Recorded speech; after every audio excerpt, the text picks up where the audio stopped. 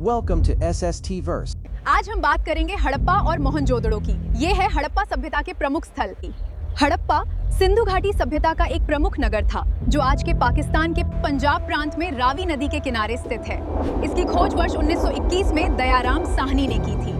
हड़प्पा अपनी सुनियोजित नगर व्यवस्था, पक्की ईंटों से बने मकानों, चौड़ी सड़कों और उन्नत जल निकासी प्रणाली के लिए प्रसिद्ध है। यहाँ बड़े बड़े अन्नागार, कुएं, मुहरे, मिट्टी के बर्तन और तांबे के औजार मिले हैं। हड़प्पा के लोग कृषि, पशुपालन और व्यापार में यहाँ मिली मुहरों से पता चलता है कि उनका दूर दराज क्षेत्रों से व्यापारिक संबंध था। इसे विश्व की सबसे प्राचीन नगरीय सभ्यताओं में गिना जाता है। हड़प्पा की लिपि आज भी रहस्य बनी हुई है। हजारों चिन्ह मिलने के बावजूद वैज्ञानिक इसे पढ़ नहीं पाए हैं। पुरातत्वविदों को यहाँ से एक कब्रिस्तान मिला है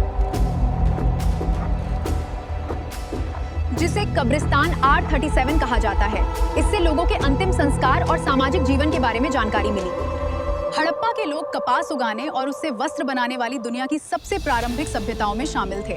कई विद्वानों का मानना है कि हड़प्पा के पतन का कारण केवल एक नहीं था। जलवायु परिवर्तन, नदियों का मार्ग बदलना और व्यापार में गिरावट जैसे कई कारण जिम्मेदार हो सकते हैं।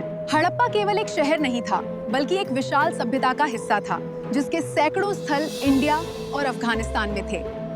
हड़प्पा ने हमें ईंटें, नालियां और मुहरे दी, लेकिन अपनी भाषा का रहस्य आज भी अपने साथ छिपा कर रखा है। हड़प्पा के बाद चलिए पहुंचते हैं मोहनजोदड़ो, जो सिंधु घाटी सभ्यता का सबसे प्रसिद्ध नगर माना जाता है। इसकी खोज 1922 में राखालदास बनर्जी ने की। मोहनजोदड़ो का अर्थ है मृतकों का टीला। महान स्नानागार इसकी सबसे प्रसिद्ध संरचना है।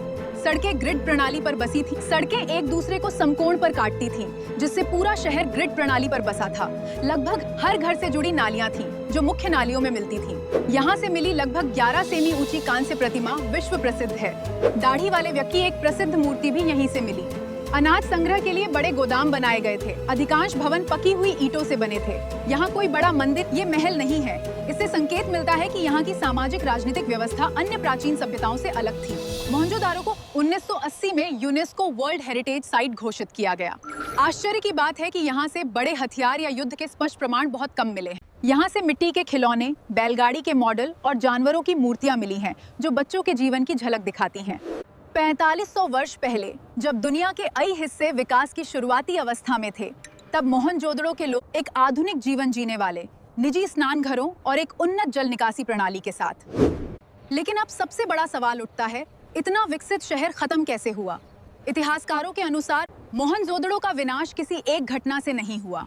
बार बार आने वाली बाढ़, जलवायु परिवर्तन, नदियों का मार्ग बदलना